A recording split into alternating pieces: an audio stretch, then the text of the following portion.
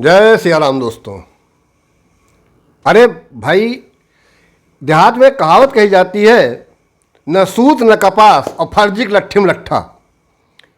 या ऐसे कह सकते हैं, जब अंधा आखिन देखे तब जग पतियाए। अचानक बाढ़ सी आ गई, ये होगा वो होगा, ऐसे होगा वैसे होगा। थोड़ी छानबीन की तो पता चला 3 जुलाई 2025 को रामायण का फर्स्ट लुक कह सकते हैं, टीज़र कह सकते हैं, जो भी है वो आने वाला है और वो लगभग 200 सेकंड का है। कह सकते हैं कि भाई इसके वीएफएक्स जो है डीएनजी देख रहा है। भाई इसको डायरेक्ट कौन कर रहे हैं, इस पर बात की जा सकती है। प्रोड्यूसर कौन है, ये उस पर बात की जा सकती है। कलाकार की मैं पहले वीडियो बना चुका हूँ कि 15 कलाकार कौन कौन से 15 आर्टिस्ट जो क्लियर हैं कि ये रहेंगे ही रहेंगे, उन पर भी बात हो चुकी है। एक और चीज़ खास है कि रामायण की पहले भाग की शूटिंग पूरी तरीके से कंप्लीट हो चुकी है। अब आप सोच रहे होंगे कि यार जब रामायण की शूटिंग खत्म हो गई है, सारा काम हो गया है, तो इसकी रिलीज डेट 2026 दिवाली क्यों रखी गई है? कारण है उस पर वीएफएक्स का काम। देखिए, एक गलती ओम राउत कर चुके हैं और इतनी बड़ी गलती कोई भी व्यक्ति, कोई भी आदमी आंखों देखकर मक्खी नहीं निकल सकता है। और ये नीतीश तिवारी कतई नहीं चाहेंगे, कतई नहीं करेंगे। रामायण हमारी संवेदनाओं से जुड़ी हुई है। हमारे जीवन की जो शैली है, जन्म से लेकर और मृत्यु तक, भगवान राम के बिना यात्रा अधूरी होती है। ऐसे चरित्र की जब को गढ़ा जाएगा पर्दे पर, तो सच में उसकी तुलना होगी, और उसकी तुलना होगी रामानंद सागर की रामायण से। नो डाउट, लाजवाब। रामानंद सागर ने जो काम किया वो अद्भुत था। और उस जमाने में आप सोच लीजिए, जब वीएफएक्स वगैरह का कुछ अता पता नहीं था, तब इतना शानदार काम करना और इतने शानदार एक्टर।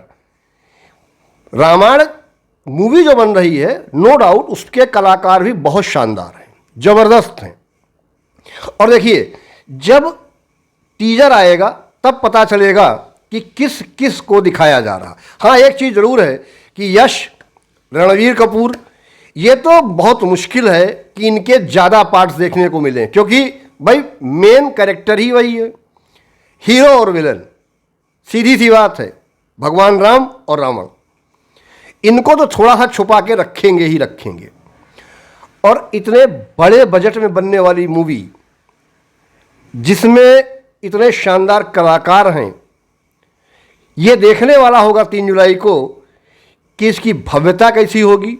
वास्तविकता में ये पैसे जो बजट बताया गया है, ये लगाए कहाँ जा रहे हैं, और ये दिखेंगे हमें। ओम राउत की तरह, आदि पुरुष की तरह ऐसा नहीं होगा कि सब ब्लैक एंड वाइट होगा, यहाँ दिखेंगे। और मोर देन 90% यार इसमें जो है काम वीएफएक्स और सीजीआई का ही होगा, इसमें भी कोई दो राय नहीं है। लेकिन कैसी बनी है, कौन क्रिटिक क्या कह रहा है, मैं नहीं कह सकता। जब मैं देखूंगा तभी उस पर बात कर सकता हूं कि भाई हाँ, ये चीज़ ऐसी दिख रही है।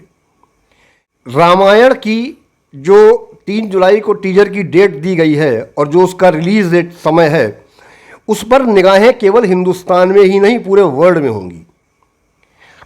कई देशों में भाई ये सच में बहुत बड़ी चीज़ है। जापान बना चुका है, इस पर है। हिंदुस्तान में तो कई सीरियल और मूवीज़ बन चुकी हैं। लेकिन इतनी भव्यता और दिव्यता से जो प्रचार प्रसार कर रहे हैं नीतीश तिवारी, और जो कलाकारों का चयन उन्होंने किया है, मंडली पूरी, वो देखने वाला होगा। नीतीश तिवारी की जो पिछली मूवीज़ हैं, हम उन्हीं से उनका आकलन कर सकते हैं। तो उनके काम में वास्तविकता में एक शानदार तरीका उनका है अपना काम करने का। और रामायण के साथ वो किसी भी प्रकार का जोखिम लेने के तैयार नहीं होंगे। और रामायण में आप कोई प्रैक्टिकल कर भी नहीं सकते हैं, अपनी कोई चीज़ डाल भी नहीं सकते हैं। अगर न्यूटन ने कोई प्रिंसिपल लिख दिया है तो आज भी एज इट इज़ बोला जाता है। तो आपको रामायण की कथा और उसकी विषय वस्तु वैसी ही रखनी पड़ेगी जैसी कि रामायण में है। उसके साथ कोई भी छेड़छाड़ न जनता बर्दाश्त करेगी और न हिंदुस्तानी, वो सनातनी जिसके हृदय में राम बसते हैं, वो ही बर्दाश्त नहीं करेगा।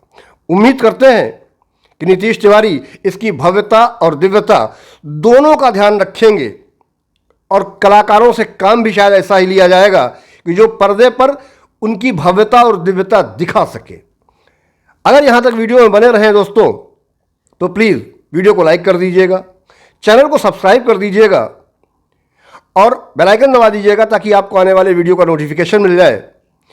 कल जैसे ही इस टीजर को देखूंगा आपसे तुरंत बात करूंगा। मिलते हैं आपसे किसी अन्य वीडियो में, तब तक के लिए जय सिया राम, जय हनुमान।